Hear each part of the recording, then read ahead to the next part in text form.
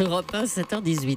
Thomas Souton. Le regard d'Yves Tréhard. Bonjour Yves. Bonjour Thomas, bonjour à tous. Ce matin, vous passez Emmanuel Macron et Marine Le Pen au tamis. Ils ont un point commun, c'est qu'ils ont chacun leurs exclus. Oui, alors faut-il y voir le symbole de ce qui les oppose pendant que Marine Le Pen, un ciré sur les épaules et flanqué de Gilbert Collard dans un accoutrement rappelant celui du capitaine Haddock, allait à la rencontre des pêcheurs hier au Gros du Roi. Eh bien Emmanuel Macron, lui, se rendait à Sarcelles et jouait au foot avec les jeunes des quartiers.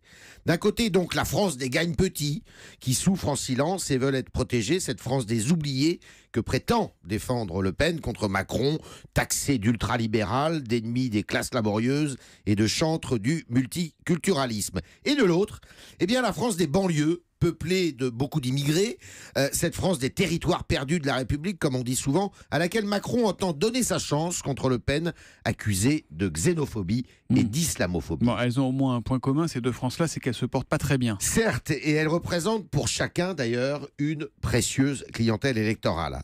À Sarcelles, Macron a fait 2 fois plus de voix que Le Pen au premier tour, comme dans beaucoup de banlieues de grandes villes.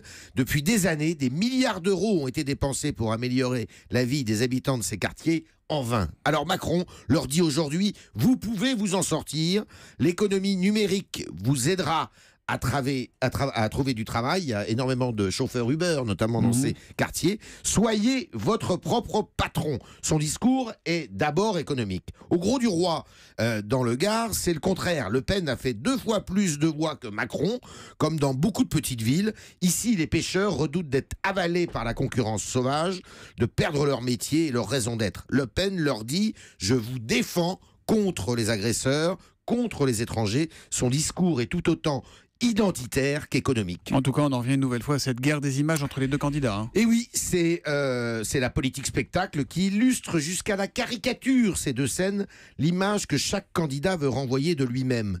Le Pen, la protectrice, la patriote, contre Macron, l'homme de son temps, le tolérant. Le regard d'Yves Tréhard. On entendait Marine Le Pen prôner le dégagisme qu'elle a piqué à Jean-Luc Mélenchon hier soir à Nice. Exactement. Jean-Luc Mélenchon, il s'exprimera tout à l'heure à 11h sur la chaîne YouTube pour sans doute clarifier sa position. Il paraît que le message a déjà été enregistré. Merci beaucoup Yves. Un avis.